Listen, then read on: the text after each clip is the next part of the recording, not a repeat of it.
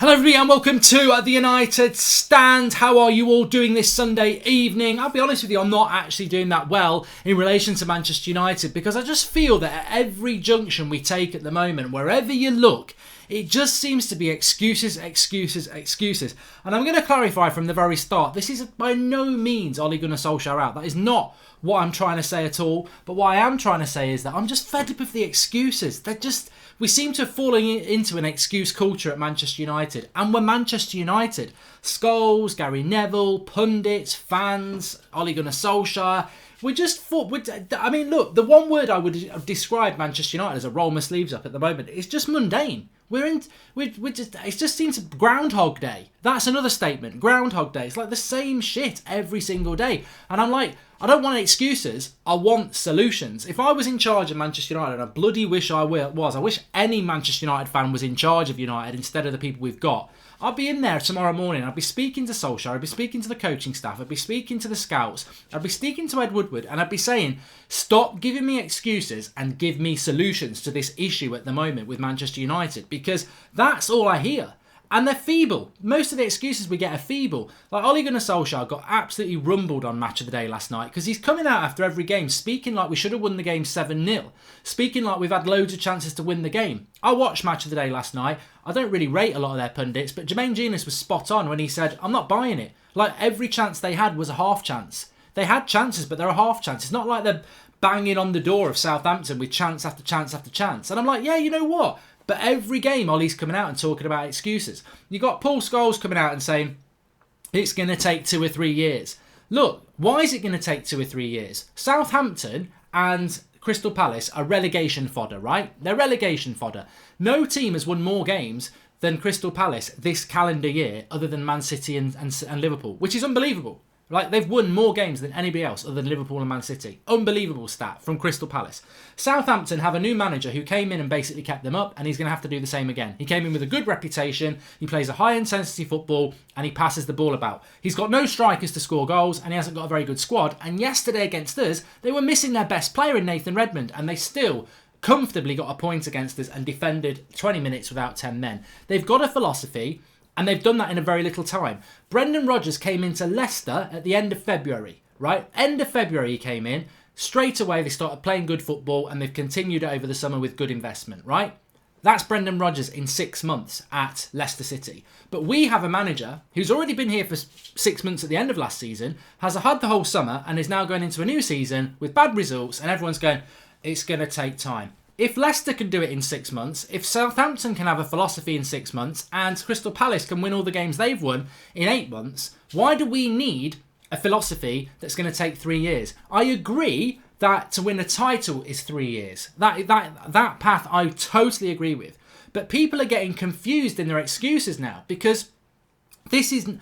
You don't need 3 years to be able to turn Crystal Palace over at home. You don't need 3 years to go and beat Southampton at their place with 10 men. This is what I'm saying. It's like we're getting so confused in the mundaneness of what's going on at Manchester United at the moment that we're getting confused in the excuses of what a rebuild is. Like, the rebuild is not to be able to beat Palace at home and Southampton away. The rebuild is to close the gap on City and Liverpool. That's what that's about. We should already be beating Palace, Wolves and Southampton. We've got good enough players to do that. But I'm confused because I don't know what the philosophy is, I don't know what the vision is, and I don't see enough game management from the players or the coaching staff when we get into positions to win, like Wolves and against Southampton. And on top of that, the fairy cake, the dusting, is that, I've got to say this for the second time I've ever said this, the Glazers are playing a blinder. They're playing an absolute blinder. They're sat there, wherever they're sat, coining it in, counting their money, right? Knowing that they're in a much better position. They are, as owners, are in a much better position than they were a year ago. A year ago, people were starting to turn on Mourinho. That's bad, that's toxic. The fans forced Mourinho out. And the Glazers sort of went, oh, we'll bring Ole Gunnar Solskjaer in, and took the blame away and put it all on Mourinho, and there we go. Now, results are bad, but fans are like, you can't turn on Ole. We can't turn on Ole. It can never be Ole's fault and it can't be Carrick's fault, and it can't be Mike Phelan's fault. These are club legends. So, what is it? Oh, it's going to take 3 years. It's going to take 3 years. And the Glazers are sat there going, love it. Absolutely love it. We're totally to blame, but we've put somebody in charge who everybody loves and they won't dare slate him. So, we're actually, you know what the funny thing is, Malcolm? We're in a worse position than we were a year ago, but the fans aren't moaning because we've put a legend in charge. So the Glazers have played an absolute blinder. And, I mean, I don't know where you stand on this. And as I said, it's not about being Ollie out. It's just about, I can't understand why everybody actually thinks this situation is about a rebuild. It's not. I don't see. Where's the rebuild? Like, can somebody explain to me where the rebuild is? Where the patience is required? People talk about patience for what? What are we being patient about? That team's not good enough. That team is not good enough. The thing that stares me right in the face is that the three most consistent performers for Manchester United in the first 4 games are Harry Maguire, Wan-Bissaka and Daniel James, right? They're all, what's the connection? They're all new signings. They're all new signings with the right mentality. So that suggests to me we need more players like that, and we need to remove more of the crap that we've already got that we can't trust. Now that, I agree, is a patience thing, but I also would say, why are we using that as a patience thing when we know we should have bought 2 or 3 more players in the summer anyway, and that's not patience, that's inept. That's being inept. So why would we trust them to do it again next summer? There's just so much wrong with it. And then you get Gary Neville saying, I'm not bothered about Lukaku, going, I just want players here who want to play for Manchester United. Well, I don't think Lukaku ever didn't want to play for Manchester United, so I don't think that's the issue. I think it's about attitude, etc.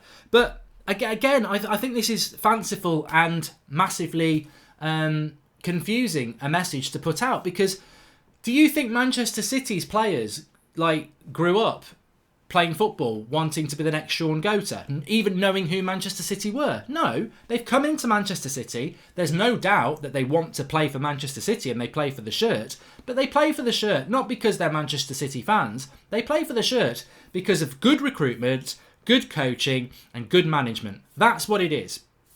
Manchester United need good recruitment and good coaching to get the best out of the players they've got. That's what they need. So when you say, I only want players here who want to be here, well, who's to say with the correct coaching that Lukaku could not have been that player? Well, he wouldn't have been because he's got trampoline toes, but you know what I mean. I think we're getting lost in this fanciful world of 3 years, we're building something, and I don't actually see what we're building at the moment. And I do think it's a concern. And look, let me just read some of your comments. Glazers out, Solskjaer and the management wake up, says Christopher Delagi. I think you need the Athletic Madrid manager, says Zayn Mayassi. And so you and most United fans are not Ollie out, yet you know he's not good enough, says Eamon McAllister. I mean, that's almost the perfect question, because I do want to address where I am with Ole Gunnar Solskjaer. I don't want Ollie out. I want Ole Gunnar Solskjaer to be successful. But I'm going to be honest with you, I'm worried. I am worried because all the evidence we have with Ole Gunnar Solskjaer is absolute failure at Cardiff. Absolute failure. Go back and look at his career at Cardiff. Stubborn, wouldn't change things, tactically got found out regularly. Went to Mulder, did very, very well. Comes to Manchester United, first 3 months, brilliant. Everything's going well. Then it all falls apart. But a lot of that is to do with the players. Our players do very well when everything's going their way. Look at Wolves, 1-0 up. Look at Southampton, 1-0 up. Second half, they change their tactics. They come at us, they get a goal, heads drop, we drop. Same thing happened last season. 3 months were brilliant, 3 months were crap. When it's going well, we're brilliant. When it's going bad, we're crap. So I'm a little bit worried about Ollie that maybe he isn't a very good coach. I don't know. I'm still hoping and I'm still 100% behind him, but I don't know whether he is going to be good enough. And what I really, really want, and I'm not a spice boy, what I really, really want is some honesty. What I want to hear some honesty. I think we're living in this world now at Manchester United, which is a very dangerous world. Somebody said to me, is this the worst United team we've ever had? Well, we can talk about that. And somebody else asked me, where do you think we're going to finish in the league? Honestly, 7th. And I'll explain why in a minute. But we're in a what I would say is, we're in a very dangerous situation at the moment, because there is complete apathy across the fan base. Nobody wants to say Ollie out, and I am one of those people. Nobody wants toxicity, and I am one of those people. But there is also, the truth is needed that we've never been in a better position as we are now. We've got a very poor side, we've got very limited options, and we have had a very bad start to the season. And we've got masses of uncertainty around the coaching, the playing staff, and certainly the board. So it's a very, very bad situation to be in.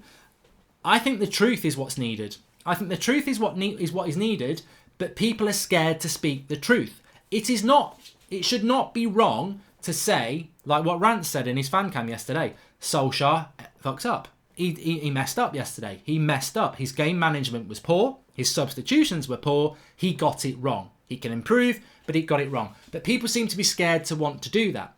I don't personally like when Ole Gunnar Solskjaer comes out of games and basically tells us things that aren't true. Like we were unlucky in that game. Like we had loads of chances and we should have scored them.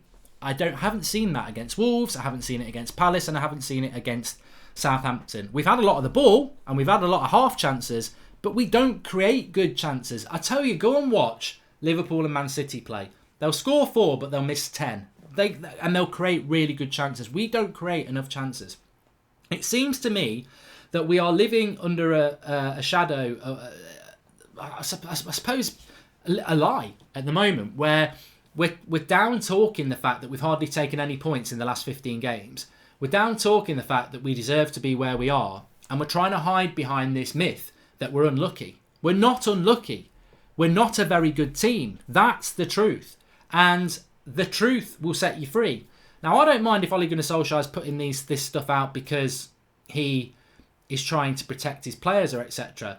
But I don't think it does protect the players when you're publicly saying we were unlucky today. If I'm a player in his team and I'm worried that I've played badly against Southampton, but then I read the manager's comments or see the manager's comments and he's saying we were unlucky today, I'll go, yeah, we were unlucky today. When actually, he needs to be in the dressing room saying you were shit today. Most of you were absolutely crap today, and it's not acceptable for a Manchester United shirt. Now, I hope that is going on, but I also think it's not helpful, and I know there is mates, and I respect them, they're legends as well, but I don't think it's helpful with all these ex-United players saying it's going to take 2 or 3 years, because it's not meant to take 2 or 3 years. I'll go back to what I say. 2 or 3 years is to win the title, and I agree with that.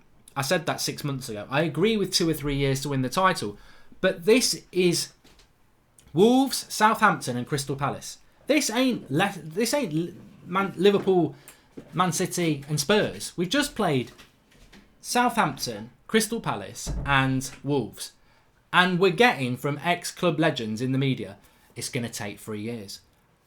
Bollocks. You know, I'm sorry to swear, but bollocks. Since when is it going to take 2 or 3 years to beat Southampton and Crystal Palace? If this was Mourinho and he didn't fit in with the United history, they'd be all over him. If Rashford was Pogba yesterday, they'd be all over him. There's too much of a security excuses blanket around things that we need to be truthful about. Lingard, just because he played for the youth, he was crap, yeah, and he's been crap for a long time. Same with Rashford. Yes, they can turn it around, but maybe they're not turning it around because nobody's scrutinising them and everyone's giving them an excuse. And maybe we didn't win yesterday because we weren't hard enough on ourselves against the Palace game. Because Ollie came out after the Palace game and went, how did we lose that game? We had so many chances. We lost it because we managed it badly. And then we did it again against Southampton.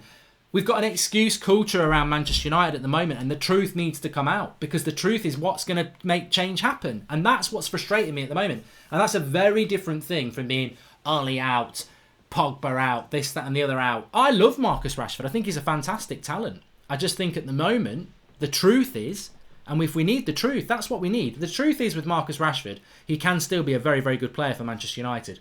But the truth is, he looks like a player who thinks he's made it, and he's miles away. His potential, he's not the finished article. And to me, he looks like a player who thinks he's made it, and he's not. He's not. There's so much he needs to learn. Final ball, don't close your eyes on a cross. Make runs into the box and don't anticipate the ball's always going to come to you. There's loads to learn, but that's the truth. And I think some hard truth needs to be told at United, and I don't know whether it is. Why is Ollie out when no manager can do the job? Says King Condry. No, I don't think anybody is Ollie out, to be honest with you, mate. And John Push to Thumb says, we have good enough players to beat Wolves, Palace and Southampton. Did you see how bad Rashford was? Rashford, Matic, Lingard, Lindelof, Pereira, Pogba, McTominay are all bad. Ollie can coach but not put the ball in the net. Look, I watched Spurs this afternoon, and I don't want Pochettino at Manchester United. I really don't. Because you know what? This is me saying that if anybody has their doubts about Ole Gunnar Solskjaer, if you watch a lot of other football, Ollie's not far away. He's not far away. Pochettino today, 2-0 up away from home against Arsenal. Basically, his game plan is soak up the pressure and hit them on the break. It works. They're 2-0 up. Half time, right? Half-time, Emery realises what Spurs are doing. He gets a goal just before half-time, that helps, but he knows what Spurs are doing. Second half, first half an hour of that second half, it's constant Arsenal pressure. They get the goal, and it ends up being 2-2, right? Pochettino never changes his tactics. Never changes his tactics. His substitutions are poor as well. He takes off his quickest player on the break in Son to bring Lo Celso on. And I'm watching that thinking, well, Pochettino, why is he any better than Ollie then? Ollie, against Southampton and against Wolves, 1-0 up at half-time. Playing the perfect game. Lots of the ball, creating a little bit, but domination of the game. Southampton and Wolves manager change it at half-time. They adapt to what United are doing. They get goals back, and we end up drawing both games. Ollie doesn't adapt in the second half, and his substitutions are poor. So Pochettino's the same as Ollie. All right, it's a tougher game, Arsenal, but it happens all over the place. But it's game management that's costing us the most at the moment. It is game management. And just on that, while it's in my head, if Gomez and Fred and Chong are not good enough to play in that poor side, get rid of them. Like, that reflects on the coaches. I'm sorry, it does. If Gomez and Chong and Fred are not good enough to get in that shit side, sell them, loan them, whatever. I believe they're good enough. You believe they're good enough. But we're not the manager and we're not the coaches. If Fred and Chong and Gomez, who have not played a minute yet in 4 crap games, well, Chelsea we won, obviously, it wasn't crap, then, you know, what's going on? What is going on? And again, this is what I'm mad about. It's excuses. All I hear from bloody Jim Silverbridge is, "Hello, Jim. You all right? Yeah, he's going to play Gomez. He's going to play Gomez, Mark. Stop being so negative. He's going to play Gomez in the Carabao Cup against Rochdale in next month. And then when he plays really well in that game, he might be on the bench. And by Christmas, he might get 5 minutes. Sorry, Jim, I'm out." You know, it's like, why are we talking about Angel Gomez to play in a Carabao Cup game when our midfield is dead right now? Like, Juan Mata played quite well against Southampton yesterday, but I'm not going to let him off. Juan Mata, under Jose Mourinho, always used to get substituted after 70 minutes because he can't play 90 minutes, right? So we start Juan Mata in games now, and you know you've got to waste the subbing him off. Like, the most irritating thing as a manager is knowing one of your 3 subs you've got to use up. And Mata played well yesterday, but we've already wasted a sub having to take him off because he can't play for 70 minutes. I mean, this is high-end football, and we're playing somebody we know we've got to sub off after 70 minutes. And yet we've given him a 2-year contract. And he played well yesterday, but he can't play a full game. If De Gea left, who's top 3 replacements? Genuine question, says Tuber24. I can't even deal with David De Gea leaving, to be honest with you, Tuber. I really, really can't. And hopefully it won't happen. Kai Boo says, fans blaming Mourinho for finishing second and not challenging City are saying Ollie is a success if he gets 6th. Should have got rid of Pogba instead of Jose and you would be in a much better position. I don't like that story, Ko Boo. I don't like it. It's a bad story. It's a bad story. It's like The Matrix 2. It's poor. Like, Mourinho sympathists are what's wrong with football. They may as well go and support Arsenal. They are flip-flops. And I say that with total conviction.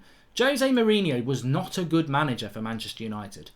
Everybody, the amount of times I've heard it today, oh, Jose Mourinho got us 2nd place and ended up with the sack. Well, we finished 2nd place in the worst 2nd place there's ever been. We're about 100 points behind City.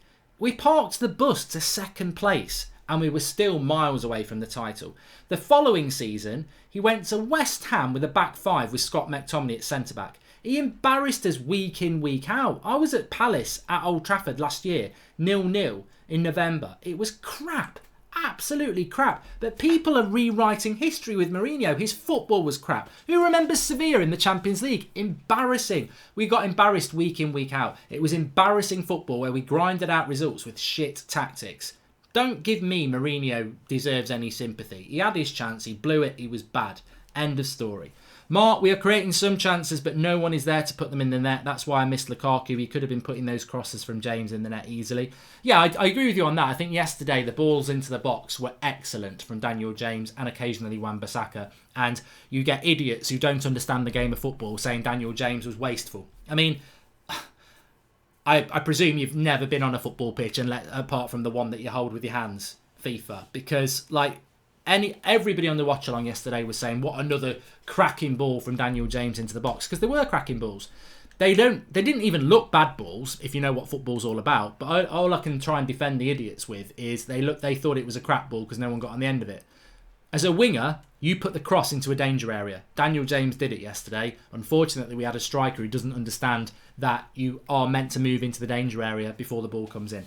Nick P. Mark, I worked in a company when we tried to do everything within the organisation, rejected using freelancers to help, and it was a mess. As a club, we are too insular, living off our own hype for too long. I think that's a great point from Nick P, and I think that is something where people would probably agree, this Brexit FC thing. We're recruiting from within. We're buying from just in the UK. It's wrong. We're trying to do something that was relevant 20 years ago. The old boot room at Liverpool, recruit from within. I don't think this is going to work. I don't think it's going to work. And we've got to be honest about it.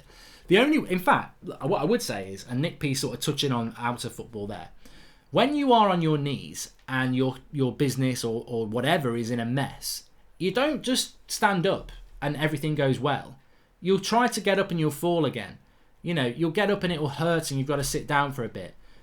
We are in such a mess. It's almost like they think this is the way to do it and it's going to work. And it's not working. So maybe you need to adjust what you're doing a little bit or a lot. The same people can still be successful, but the way we're heading at the moment, it's just everybody seems to have their head buried in the sand.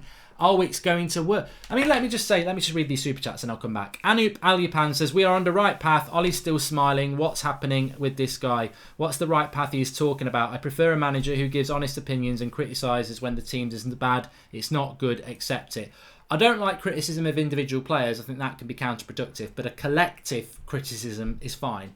Welcome to Sean Macca, the latest member of the United Stand Members Club. And Guzman Game says, let's be real, Mark. We have a manager that was at Cardiff and moulded before his arrival. In what shape or form is he qualified for the job? Well, that could end up being relevant. That could end up being relevant, Guzman Games. That could be relevant. I agree with you on that.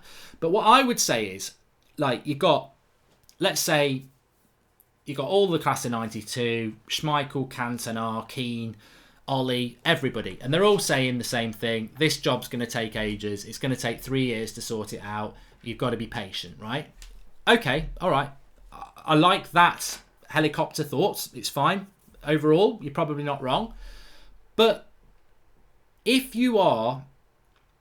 Right.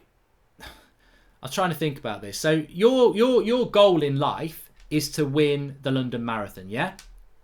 And you're saying it's going to take you 3 years to train up and win the London Marathon, right? That's your end game, right?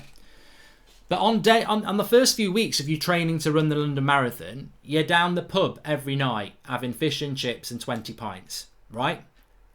You're getting worse. I've got 3 years though. You know what I'm getting at? If the progress isn't there in the first few steps, how are you going to get to where you want to be in the next 3 years? And that's what I mean at the moment is the problem. And that's probably the best way I can explain it.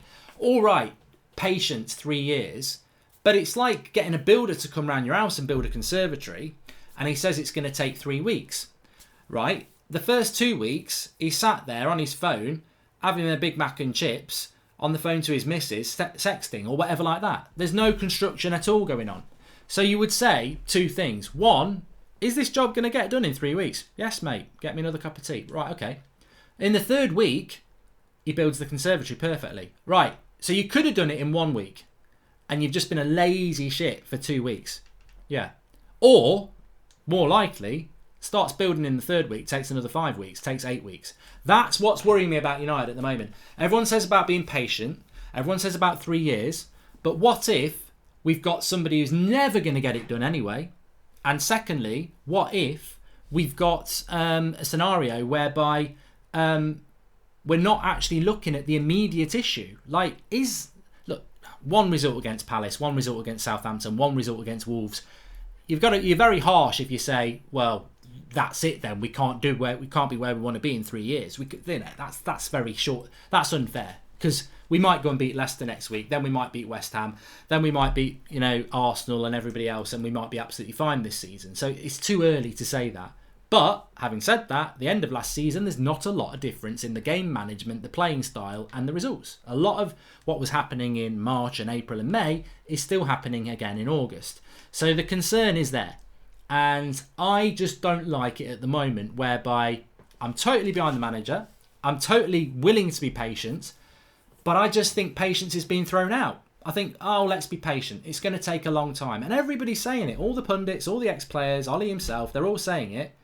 But I want to see action. I want to see solutions. I don't want to just see it's going to take a long time. Because I look at that game against Southampton yesterday. I look at the Palace game and I look at the Wolves game. And I see loads of things I and you would change.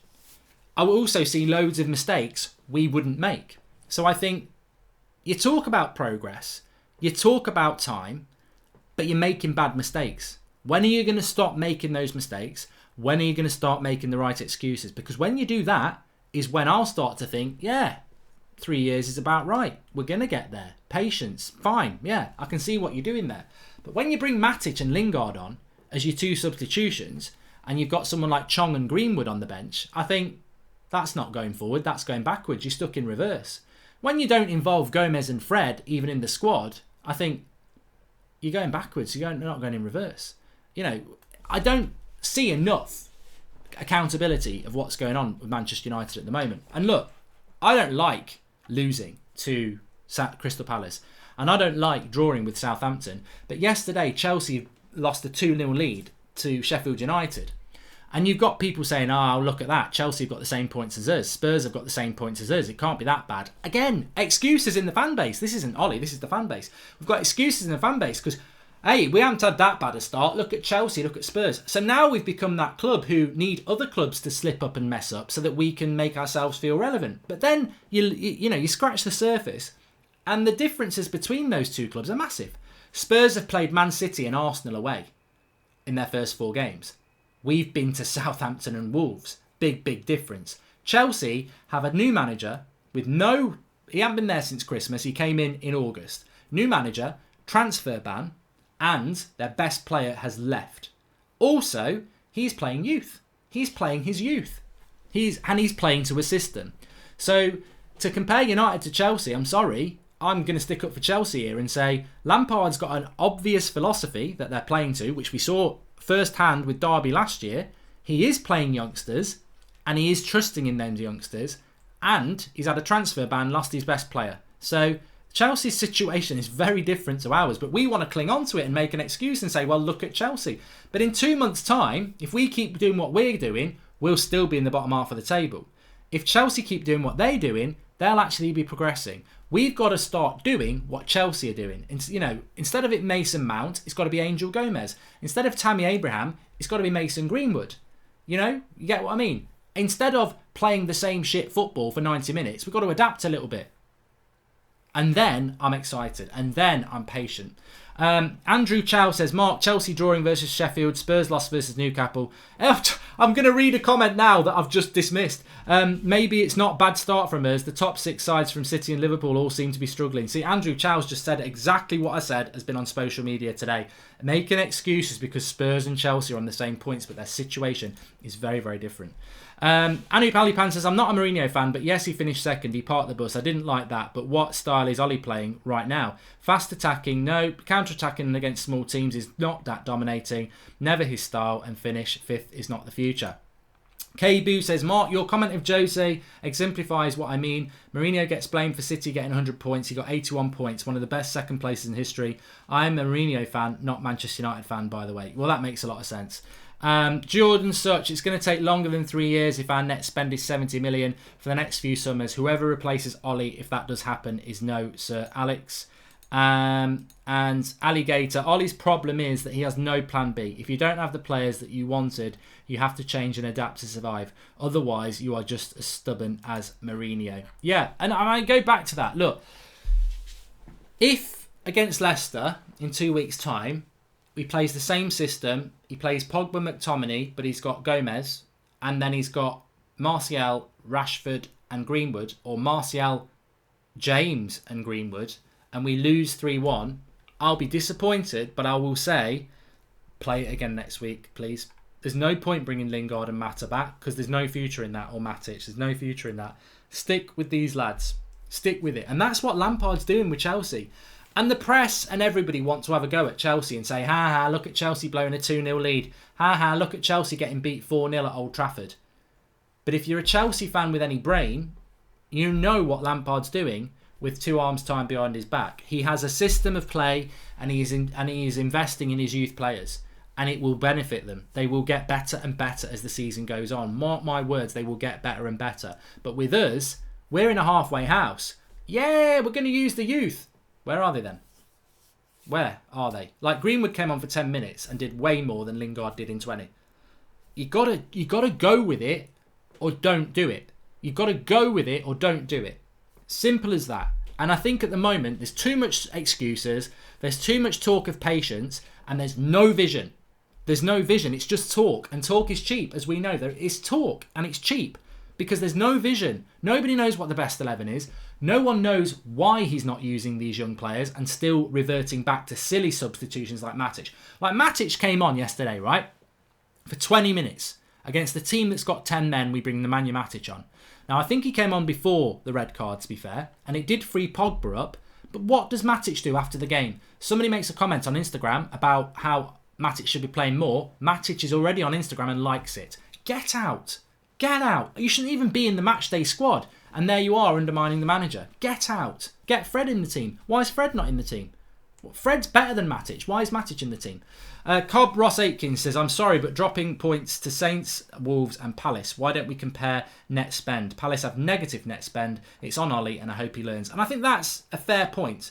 It is a fair point because we as fans know this season that we were going to be moaning about the lack of investment in the squad. And we all understand net spend because you get idiot outsiders saying we've spent 140 million when we haven't. We spent about 70 million. That goes back to what I was saying about the start. So when Paul Scholes says 3 years, got to be patient, that's not a statement to come out with after Southampton and Palace. That's a statement to come out with when Man City wipe our arse and Liverpool batter us.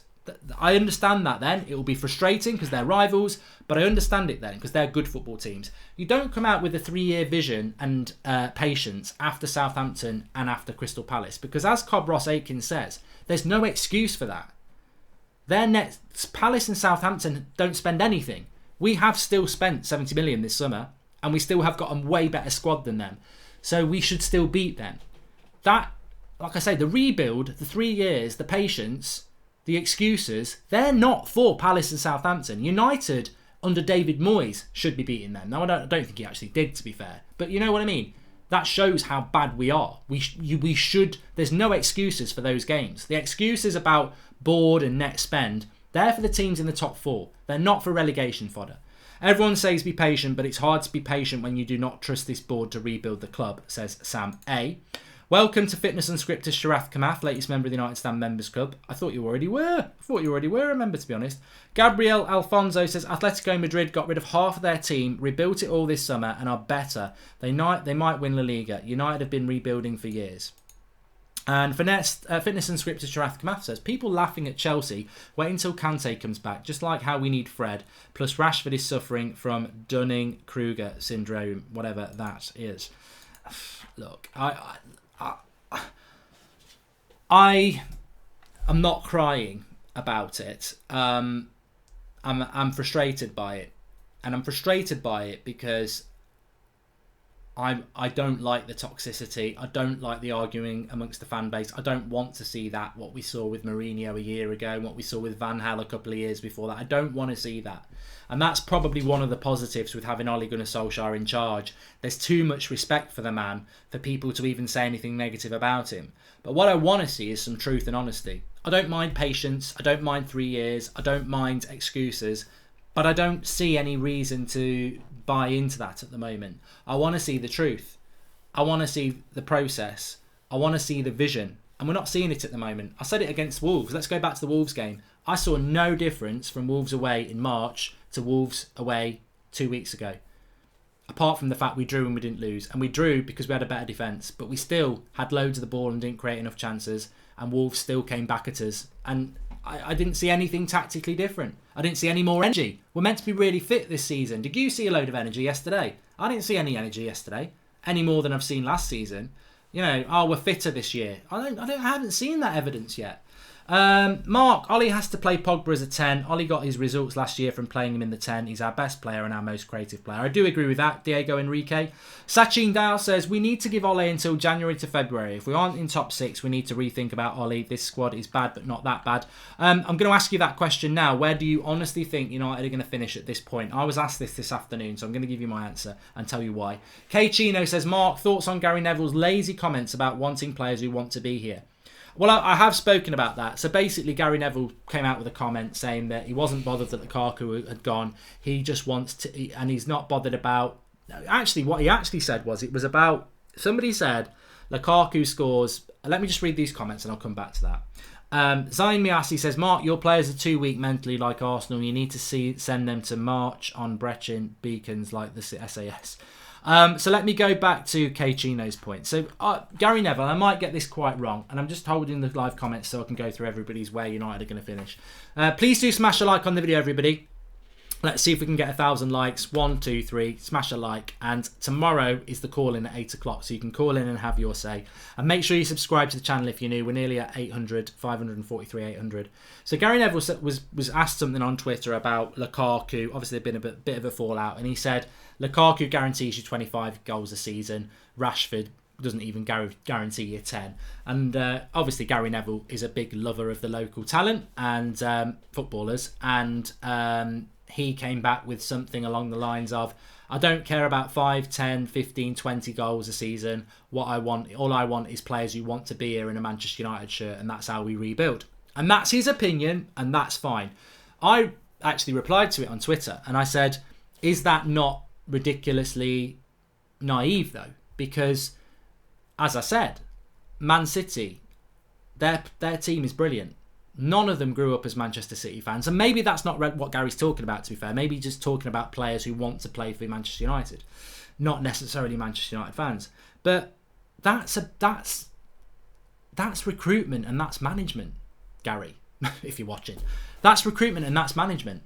And the problem with saying, I only want players who want to be here and I don't care whether they score 5 or 10 goals. Well, I want to play for Manchester United.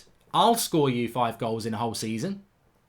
Probably won't, but you know what I mean. But I'll run through brick walls like everybody in this live comments. But I'm shit. You know, you can't just have players who want to play for Manchester United Football Club and be happy. You've got to have players who want to play for Manchester United Football Club and are some of the best players in the world. That's what you do. Look at what Man City did. Did they want to play for Man City? Probably not. Did they come to Man City because they were playing great wages? Probably. Did they come to Manchester City, get great wages and be lazy shithouses? No. They came to Man City, which probably wasn't their first choice. They probably never heard of the place, but they came, they were professional, and they were coached professionally, and they live and fight for that shirt, and they win titles. Manchester United need good recruitment and good management and good coaching, and bring players in who want to be here, who are the best in their position, and are going to be here for a long time. I would say, as a positive, United's recruitment this summer looks brilliant. For the first time in 6 years, it looks like we've done some good recruitment. Daniel James, Wan-Bissaka and Harry Maguire look like players that want to be here and are brilliant. And that, to me, is good. It's a shame we didn't buy another 3.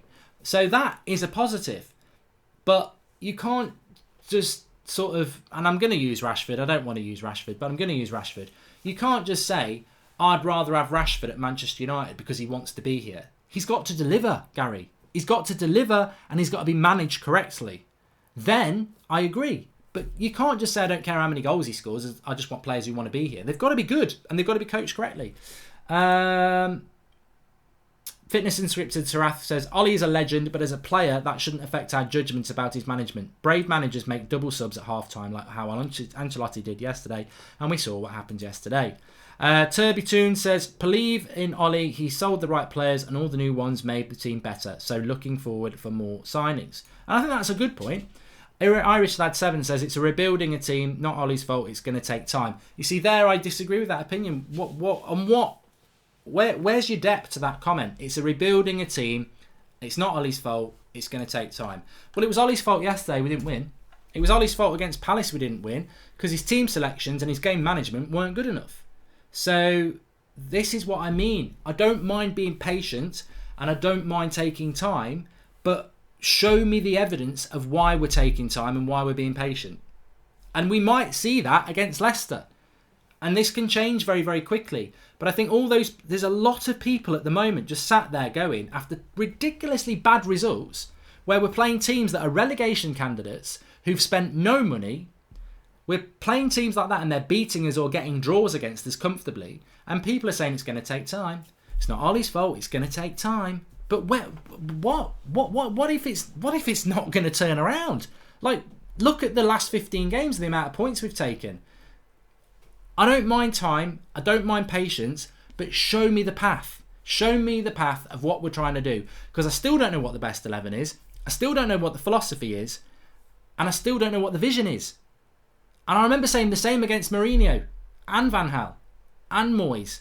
So Ollie has recruited really well. He has got rid of Deadwood brilliantly. He has shown that he can do the job in the first 3 months. What we now need to see is, if you're not going to use Gomez, Chong and Fred, get rid of them, which I think is a mistake.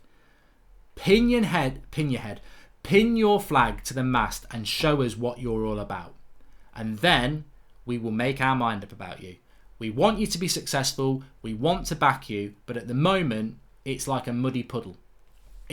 No one can see. We can't see what it is. We want to see, and we want to believe, and we want to be hopeful, and we want to be patient, and we want to back the manager, because there are enough positive hints that he can be good.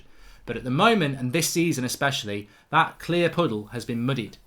There's contradictions in the way we're playing, in the team management, in the players that are being selected and not selected. We need some clarity. We do. And what we need is some truth and no more excuses. Mr. Smiley, MS Smiley, using our youth has to be done with baby steps or else risk losing them entirely. We cannot put the responsibility of results on their shoulders. Putting Greenwood on for only a few minutes at first is the correct way to go. Well, that's one way of looking at it. It is one way of looking at it. But I think it also contradicts what we're being told, that these players are ready. Well, if they're ready, they should play. And two, the players that we're using are not doing a good job anyway. And Manchester United fans are the best fans in the world, and I'm biased, but they are. And if United played that game yesterday, and Gomez played where Mata played, and Chong played where Pereira played, and Greenwood played where Rashford played, and we drew, I don't think there would be as much moaning, because we would have played we probably would have won anyway, but we would have played in a different way. Because Gomez gets on the ball and makes things happen. Chong wants to run at people, and Greenwood's got good movement in the box. And if we'd still drawn the game, I reckon they'd be applauded off. Because United fans aren't stupid. It's what's happening at Chelsea. Chelsea weren't booed off yesterday against Sheffield United for losing a 2-0 lead. Listen to the full-time whistle. They're not booing them because they know that those lads are doing the best they can, and they know that Lampard's trying to build something, and they can see what that's trying to be built. And they know in a month or two that would be a win. United aren't going to start booing the lads off. They're going to be patient. And that's why I want to be patient. But at the moment, my patience is wearing a little bit thin, because I'm fed up of the excuses when there is no vision and there is no philosophy and we don't know what we're doing. And everyone's going, it's going to take time. What's going to take time? What's going to take time?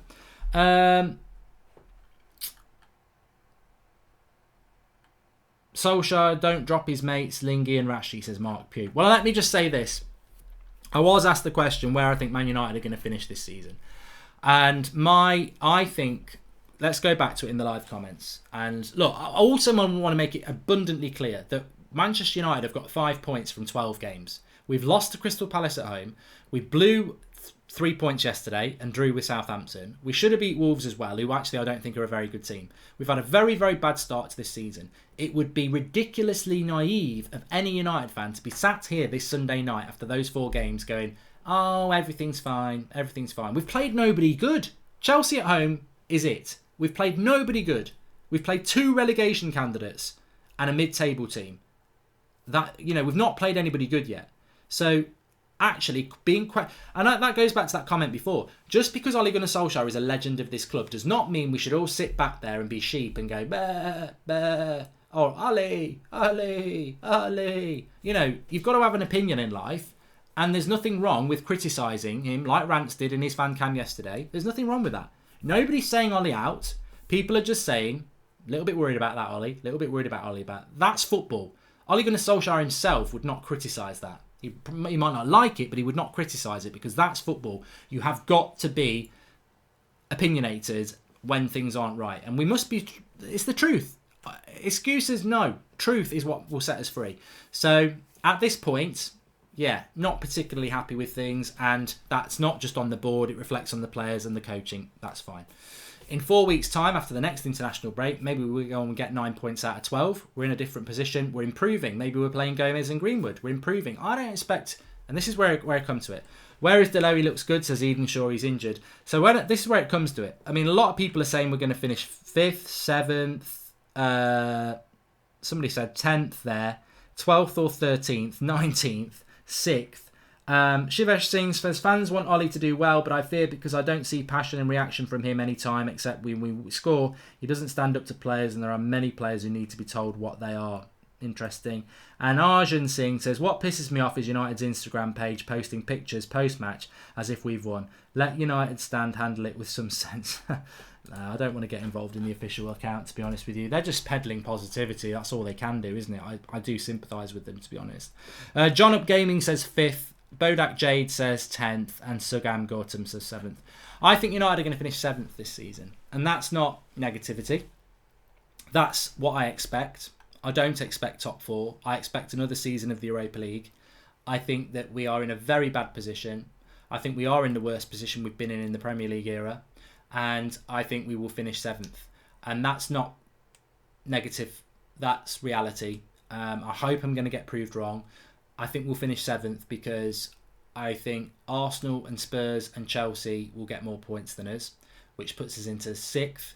And I also think that there is a big chance that a Leicester or an Everton might push us down to 7th. I don't think we'll go any lower than 7th. We might still hold on to 6th, but I think we're going to finish 7th. Now, if we finish 7th, that's not good. But if we finish 7th in the right way and build, then it's still not good, but we're building. But I think that is the reality at the moment. I look through that team. I said it in the summer, that midfield is not good enough. And I don't think we create enough chances, even if our attack is good enough. Defensively, I think we're good. And I don't think we're going to get smashed by many teams, but I think we're going to struggle to break teams down. A lot of people have said it. If you sit back against United, they struggle. If you go at United, they can hurt you on the break. And I think we're going to struggle to score goals this season. I don't think it's going to be the disaster people think it's going to be, but I do not think we're going to be getting near top 4. So I think we're going to finish 7th. Can that change? Of course it can. And you know what? If he changes that, if my expectation is 7th and we start doing better than that, then you're going to get my patience. You're going to get my eyes. You're going to get my interest. But I think we're looking like a club that's going to finish 7th at the moment. And I think the game against Leicester in a couple of weeks is massive because they're on 8 points.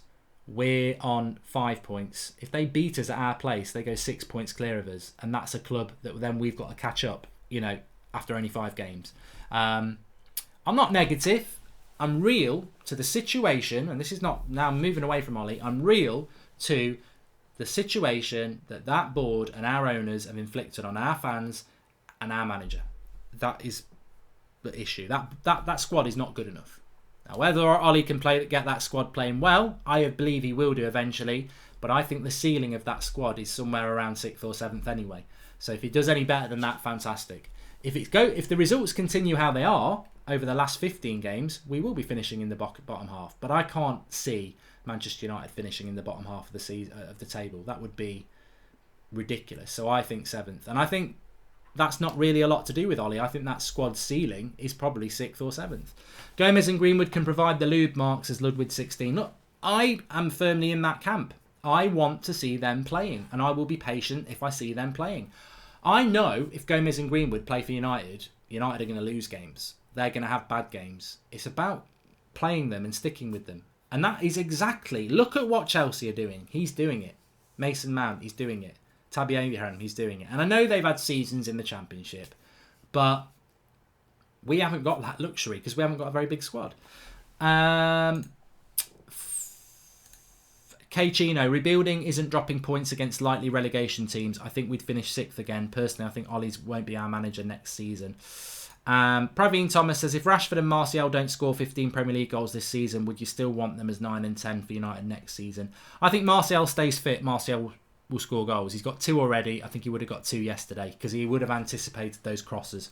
Friedman 220 says, Ollie is a corporate yes man. That's why he was hired, as he will give the board no problems. Man United are not an FC. We are a business. Man United PLC. I don't care. He is a Man United legend. I judge him as a manager. Ollie out. Fucking out. I tell you what, up until Ollie out, I thought you were doing really well. And actually, it is your opinion. But I liked that statement where he says, I'm not going to budge him. I'm not judging him as a legend. I'm judging him as a manager. And I think we all need to do that. But God, please, if there's any way we can get you back, don't be Ollie out. It's too early for that. It's too early for that. And also, I really don't want to be Ollie out at any point, because it's got to be the board out. It's got to be the board out this time. Even if Ollie deserves to get the sack, it's still got to be board out before him, because what's next? Like, another manager comes in that doesn't get backed and we're in the same position. We've had 4 managers now and none of them were right in many ways. But with Ollie, we're hoping he will be. So this video was never about being Ollie out. This video for me was a frustration about all the excuses that we're getting and how mediocre we've become in accepting those excuses. It feels like we've become Norwich. And we're Manchester United, and honesty and truth is what we need. Just own it. Like, Ollie can't come out and say we had loads of chances, we should have beat Southampton. We didn't have loads of chances. We had loads of half chances. There was no clear-cut chances. Marcus Rashford should be doing better on a couple of them, but even then the keeper might have made the save. So we're not creating enough chances. We haven't been creating enough chances. I think even when Ollie won for 3 months, we weren't creating loads of chances. We were just clinical.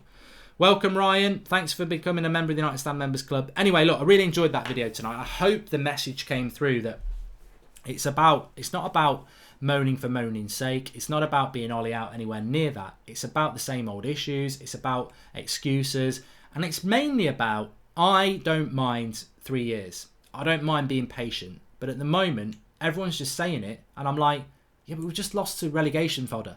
We just drew to relegation fodder. That's not a rebuild. That's not patience. I'm not waiting 3 fucking years to beat Crystal Palace. Should be beating Crystal Palace now. I'll wait 3 years to win the title. I ain't waiting 3 years to beat Crystal Palace. Because who are we then? That's not a rebuild. That's a bloody nightmare. And everybody just seems a bit lethargic. And as I said, you get these ex-United players, you get the press, you get Ollie coming out with excuses. I know for a fact if that was Mourinho, that start to the season, it would be Mourinho out. Now, I'm not saying it should be Ollie out, but what I'm saying is, let's not just hide behind excuses. Let's own the issues and let's see solutions. And I know Ollie's inexperienced. In many ways, Ole Gunnar Solskjaer is the Angel Gomez of the management world. He's going to make mistakes. He's going to but I do believe he's got talent. He's just got to go for it. And realistically, I hate to say it, look at what Frank Lampard's doing at Chelsea and follow that sort of ideal. Create your own philosophy, but start trusting in these lads. The fans aren't going to boo him. It's not what we're all about. Thanks everyone for watching. Please do smash a like on the video. We've had another super chat from the veteran trainer 88. He says, "Hi Mark, there was a comment that this would be the worst season of United ever. I thought that was way too silly." This could be United's worst ever position in the Premier League. It could be United's worst ever finish in the Premier League. Is it United's worst ever season?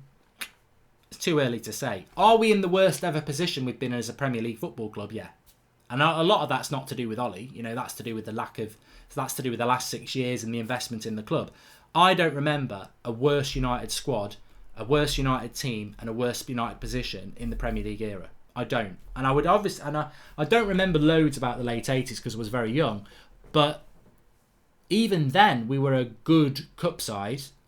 So this team is a mess. And we're in a right mess as a club. I think I agree with that. It doesn't mean it's going to be the worst ever season though.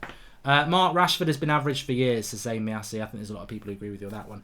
Tomorrow night at 8 o'clock, it is the call-in. So if you agree or you disagree or there's something you want to talk about tomorrow night, make sure you join us at 8 o'clock tomorrow night. Thanks everyone who's joined us tonight. Really enjoyed the show. Obviously, we're going into the international break, but the United stand doesn't stop. Lots of content coming for you over the next couple of weeks. There's always stuff that happens on the international break anyway. As a little bit of a hint, watch out for Paul Pogba.